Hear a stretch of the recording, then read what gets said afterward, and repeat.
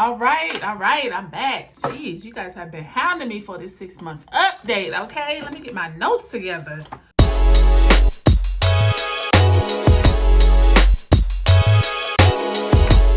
What's up, you guys? It's your girl 6 Feet of Fashion, and today's video is going to be the long-awaited 6-month post-op VSG video. So I am back. I'm a little more than 6 months post-op, but I am coming back to bring you my 6-month post-op video. Tell you guys how things are going after I had my VSG video in May of 2020. So, sorry, I took some notes. Hold on, let me find my notes. Because I want to make sure that I cover everything that I wanted to cover in this video so you guys are well informed. So I'm just going to go off of my list in my handy dandy notebook, okay? Like I said, I'm a little more than 6 months post-op. So at 6 months, I was about 82 pounds down. So I was very pleased with that. That was great progress for me. My clothing size has gone down about an 18-20. So I think also in my face, you can kind of see my double chin is not as protruding as much as it used to be. I definitely see the changes in my face. So this is me at 6 months post-op. All right. So starting off, some of the immediate benefits that I have noticed from having VSG after 6 months have been my back pain. I know I may have mentioned that in my my 1 month update, but my back pain, you guys just don't even realize how severe my back pain was. My back pain has pretty much gone away. Like, my back pain used to be so severe that when I knew that I would have to walk a longer distance or I would have to walk far, I would go and take about 6 ibuprofen, which I know is incredibly a lot, but that's how much I would have to take to get the smallest amount of relief when I would have to walk far. Like, it's funny because now, like, when I clean out my little clutches and my purses and stuff, I find ibuprofen pills in my purses because I used to carry them around when I was having back pain. Like, that's how severe my back pain was. And I know it wasn't safe for me to be taking that much ibuprofen at one time, but I mean, it didn't even really help that much. Like I said, it just gave me the smallest amount of relief. But now I haven't taken, well, I can't take ibuprofen anymore, but I haven't taken any kind of pain medicine for my back. My back has been relieved, and it's definitely based off of the weight that I have lost. So I am extremely happy about that. It's almost kind of like I don't even remember it sometimes. Like, you know, it's always kind of like, okay, I'm just walking, I'm going in the grocery store, I'm going in stores. I don't have any problem with walking. I don't have to think so much about walking. I don't have to prepare so much to walk. So it's almost like those times that you forget, but then, I'm reminded, like, if I see an ibuprofen pill in one of my purses, it's like, dang, girl, you was like really chomping down on the ibuprofen, like, which was very unhealthy. But my back pain was so severe that I could barely walk a few steps without, like, there being like a knot in my back. And it was just pain to the point where, like, my legs would go numb a little bit. That's how severe my back pain was. So the ability to walk and stand for longer periods of time, that's the biggest benefit for me thus far, because that was like my biggest physical pain. Let's see. Stalls. I don't know if you've watched other people's videos, but I know I had talked about stalls before, and that's basically where your weight just stays at one level for a week, or it could be months. For me, I have definitely had several stalls. I am in one currently that has been going on for about a month now. I know for me, it's going to help me to kick up some exercise in order to break that stall and get back on track with tracking my food, and just, not that I'm eating like super unhealthily, but I know that, I just need to get back into tracking what is going into my body. So stalls still happen. I'm 6 months out. Stalls still happen, definitely. You just have to be patient with yourself, not be too hard on yourself, and know that, switch up some things and see if that will help, and know that it's not going to last forever. You will still continue to lose weight. As far as the food that I can eat, I can pretty much eat anything. I have not had any issues with dumping or getting sick or throwing up. My stomach definitely will let me know when I'm full. There will basically be no other food that can go down, and it's just kind of like stuck in your chest, and you just got to wait for it to digest. You just got to wait for it to pass.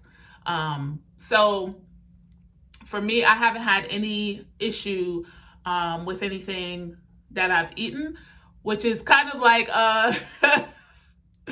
kind of unfortunate in some ways, because I was hoping that I would have like an adverse reaction. Like, can I just have an adverse reaction to sugar? Like, can I just get sick if I eat sugar?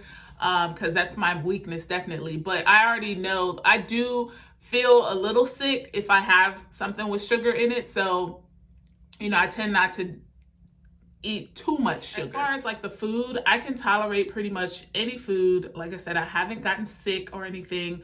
I haven't had any issues with dumping. I may have had one issue, but I haven't thrown up. Like, I've had diarrhea, TMI, but that's the realness. And that was after drinking like a lemonade, a regular lemonade that had sugar in it. I have like sipped on lemonade since then, and I haven't had any adverse reactions, but I don't do it often. But I do think that was one time that I had some kind of dumping going on, because that did not digest very well. So that kind of made me a little sick, made my stomach cramp up, made me a little sick. So I still do a lot of sugar-free options with things. So if you don't know, I cannot stand the taste of certain sugar-free things. So I still don't do well with like sugar-free juices and stuff. So I still drink mainly water. If I do drink a juice, I may mix it with some water to tone it down. I know for Chick-fil-A, pretty much the only juice that I drink is like from Chick-fil-A, and that's the diet lemonade mixed with an unsweetened iced tea. That's pretty much the only kind of juice options that I go with. Otherwise, it'll be water, and I may use like the flavor packets for my water. I will say that food, I can't overeat. You're not going to be able to overeat. But I will say that I do have an issue with when to stop eating. So I think mentally it's a mind fuck, basically, because mentally you are so used to eating a certain amount of food. So if you have a certain amount of food on your plate, say you have like a full plate of food that you would normally have eaten, if it's good, you're going to keep wanting to eat. Obviously, you're not going to be able to eat even like a third of what you normally ate before, but you're still going to, if something is good, you're still going to want to take one more bite. And for me, mentally, that has been my struggle, because especially when something's good and I like it, even if it may be like 4 or 5 ounces and I may be full, I still may take that extra bite, and that extra bite will push me over the edge. So when I get super full, I have to like step away from the table. I have to walk around. I have to like go and sit down on the couch. So because it's just stuck in my chest and I can feel it. It's not digesting. It's not going into my stomach. It's just stuck there. It's a very uncomfortable feeling. And so mentally, that has been like a big struggle for me, as far as like seeing the food and wanting to finish the plate, or maybe not feeling satisfied with the amount of food that I can eat, and feeling like, well, I shouldn't, even if it's a small amount, feeling like it's only this amount of food, I should be able to finish it, right? But needing to learn more about what my body is telling me, and what I'm feeling, and also just to slow down and wait, maybe put the fork down, wait to see how you feel, and then eat again. So like I said, that has been one of the biggest issues that I've been dealing with. It's just the mental aspect of it, of trying to figure out like when I'm satisfied. The the stopping point between when you're satisfied and eating one bite too much and making you feel full and feel uncomfortable. You may have this small portion of food that you're going to eat, right? And you look at it mentally, you're looking at it like, yeah, I can finish that or whatever. But your body may be like, nah, you can only eat half of that. You know what I'm saying? And mentally stopping yourself before you overeat, even though it's a small amount. That has been probably one of my biggest issues. So let's talk about body dysmorphia. Body dysmorphia is real. It's definitely another mindfuck. Excuse my language, you guys, but it is. Like for me, I'm an 18-20, but I still buy clothes that are too big for me. And then I still put on clothes that are too big for me. Like it's almost kind of like, you know, people say, oh, I still see the bigger size. I still see the size 26, you know, in me. So when people see me and they're like, oh my God, you look completely different. You look like a different person. I'm like, I'm still the same person. I still feel like I look the same, you know. It's just a mind game, you know what I mean? Like just still wanting to buy bigger clothes, thinking you fit in bigger sizes, and then trying on those sizes and realizing like, oh, this is too big. Should I get a smaller size? Like, what if it doesn't fit? You know, kind of just getting more comfortable with wearing clothes that fit and not wearing clothes that are tight. It's definitely real. It's definitely something that I still struggle with. You know, I have super supportive friends, super supportive family, and you guys as well. And, you know, in those moments when I might see someone that hasn't seen me since I had the surgery, it makes me feel good to get that kind of validation from other people. Like, oh, okay, maybe I have lost a little weight. You know what I'm saying? Also, because I'm not really around people because of the pandemic, it's hard to get that validation from other people because I'm not seeing people on a regular basis, and I'm not like dressing on a regular basis. Normally, my daily outfit is like leggings and t-shirts. So even with clothing, because normally you would buy new clothes, you would be going out, you would have that validation from other people. But for me, it's just like I've been in the house, I've been wearing leggings. So I'm not even really wearing like fitted clothes. I'm not really buying a lot of new clothes because I'm not going nowhere. And I don't want to buy clothes that may not fit in a month or two. So body dysmorphia is definitely real. It's just something that I'm just going to have to work on getting over, but definitely helps with validation from other people. Let's see. Sagging skin. So with sagging skin, I don't really think I've had any issues with sagging skin, like a lot of sagging skin. My fat is distributed evenly all over my body, so I haven't had one particular area where it's like, oh, I lost all this weight and in this one particular area and this is sagging. Like I have some skin, like I have noticed that my arms are definitely a little jiggly. As you can see, they're a little more jiggly than they used to be. And I can feel it, like if I'm doing my hair or something, or I have my arm up and I'm like, oh, I feel that. Like I can feel the jiggle. And before I didn't used to feel it. My stomach has dropped. Like I had more of a solid round stomach, and it's still round, but it's definitely a little more soft and squishy. And the bottom of my stomach has dropped, if that makes sense. Other than that, my legs are a little more jiggly than they used to be. But other than that, like I really don't have any issues with super saggy skin. I'll say that now. I'm only 6 months out. We'll see how that progresses, but for now, I don't really have any issues with that. My hair loss. I have had a lot of questions about my hair and have I lost any hair. For me, I really haven't had a significant amount of hair loss. Now, I got a lot of hair and my hair is really thick. I did have one instance where I washed my hair. I wash my hair maybe once a week or once every other week, depending on if I have something to do or not. If I don't have anything to do, then it'll usually go, I can make my wash and goes last maybe 2 weeks. But there was one particular wash where I had a lot of shedding. If I can find the picture, I'll insert it into the video. But that had me worried, and that was probably about 4 months out. So after that, I started taking the hair, skin, and nail vitamins. I have the gummies. You take 2 gummies a day. They're actually pretty delicious. I got them from Sam's Club. And so I take those every day. And since I started taking those, I haven't had any issues with extreme shedding. So I don't know if that could possibly come later on. But I believe initially when I read, you could start seeing shedding in your hair from 3 to 4 months post-op. So like I said, I've only had that one issue. With that one wash, I had like a handful of hair and I was like, oh my gosh, it's starting.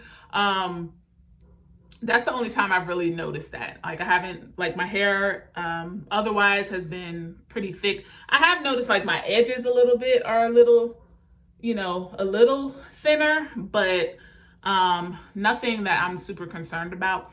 Like I said, I take the hair, skin, and nail vitamins, so I would say that those have been helping. As far as my vitamins, I take a 1 a day vitamin. I don't like taking, like I'm not good with taking pills and multiple times a day and stuff like that. I need a one-stop shop. So I take the Bariatric Fusion 1 a day multivitamin with iron. So it has the iron included. It has all of the 1 a day. It's a 1 capsule once a day pill that you take, and that incorporates all of the vitamins that I need.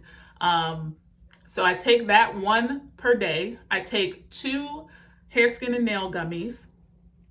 I take a calcium chewable, but I actually am looking to find like a calcium pill that I can take once a day, because the chewables you have to do 3 times a day, and I'm just being honest, I'm not good about taking those pills chewables 3 times a day. Like I'm just not. So I need to find another alternative for my calcium. And that's pretty much all I take. I do definitely think I'm going to start taking some vitamin D. I had a doctor's appointment. They said that my vitamin D was low, so I'm going to start taking a vitamin D supplement, which will probably be another pill-based form. So I don't have any problems taking pills or anything. I'd rather just take a pill once a day and knock it out for the day, and I don't have to worry about it, rather than having to take multiple pills at different times a day. Like that just doesn't work for me. So if you have any questions, I'll link the vitamins that I take below. Most of them I get on Amazon. Like I said, the hair, skin, and nail ones I got at Sam's Club, and it came in like a huge like 200 gummy bottle. So I'm still working on those. Also, if you have any recommendations for a calcium supplement, let me know. I would like to preferably take something in a pill form, although I do take the Bariatric Fusion chewables, and they are pretty delicious. I'm not gonna lie, they're square. They taste like Starburst. I've tried the caramel and I believe the berry. I actually think I like the caramel a little better. I'll link that below as well. But if you like chewables, I think those are a good alternative. So protein, let me talk about my protein real quick. I know that Premier protein shakes are like life for a lot of people. And if you saw my previous videos, you saw that I drank a lot of Premier protein shakes during my liquid diet. But I believe in my 1 month post-op video, I had said that I can't do Premier anymore. So I've really been on a Fairlife protein shake kick that has the same amount, 30 grams protein. And so I've really been on that kick. They have come out with a new flavor. So now they have chocolate vanilla, and they have a new flavor called caramel. And I believe they have a pumpkin flavor too, but I'm not really a big pumpkin fan. So I haven't tried that one, but I have tried the caramel and it's delicious. So for the protein shakes, in the weight loss community, I have seen a bunch of people making these drinks called Profi, which is a protein shake and coffee. And they looked so delicious. I was like, I gotta try it. So I started drinking Profis in the morning. What I do is I take Starbucks unsweetened iced coffee. They sell those in the store in the refrigerated section. I put maybe a cup of, because I'm not a big coffee drinker, so I can't even like front like, oh yeah, I'm gonna get this coffee. I'm not a big coffee drinker, so I take maybe a cup of coffee, put that in a mason jar. Then I put my whole protein shake. I usually use the vanilla and the caramel for it. Some people add sugar-free sweeteners like Terraini, I believe that's the name of it, or Starbucks, they have sugar-free sweeteners. I don't necessarily use them anymore because I feel like the protein shake and the sugar-free caramel that I use are enough sweetness for my Profis. So you use the coffee, the protein shake, drizzle some caramel inside the mason jar, sugar-free caramel, and then you add some ice and then top it off with some fat-free whipped cream. Let me tell you, if you're like a not so coffee drinker, this might be for you. Even if you are a coffee drinker, and you like, you know, kind of like a Swedish kind of drink, this is definitely going to be something for you. If you check out my Instagram, 6 Feet of Fashion, I have a reel on there which has all of the steps, all of the ingredients, and the nutritional facts. I'll see if I can link the Instagram post below so you guys can go straight to that and see all of the nutritional facts and how to make it. But that has been something that has been kept me going in the mornings. It has your protein, it's low carb, low sugar. So all of that will be linked in my Amazon shop. If you like Starbucks Frappuccinos, we can't drink those anymore, but those used to be my joints before surgery. If you like those type of drinks, you definitely will like a Profi. It's delicious and it's just enough sweetness for me. And I'm a sugar head, so like it's really sweet. And then, like I said, you can add your sugar-free sweeteners if you want it. But that's something that I have been put onto and that has kind of substituted my breakfasts because I'm using a 32-ounce mason jar. You fill that thing up. I mean, that's breakfast right there. So that's just a little tidbit that I wanted to add for some of my food things. But like I said, follow me on Instagram. I post some food things. I post things in my stories, so you can get a lot more current information on that platform as well. So other than that, guys, that is it. That's my 6 months. That is my 6 months. So I hope you guys enjoyed this video. Like I said, please let me know in the comments below if you have any additional questions. I can do another video for you guys. Let me know what you would like to see, what you would like to hear. I can come to you. Sorry it took me so long to get this video out to you guys, but it's the holidays. Like, give me a break. So hopefully this is helpful to everyone. Once again, I thank you guys for watching. Be sure to like, comment, and subscribe, and ring the notification bell so you can see when I drop my next video. Thank you guys for watching.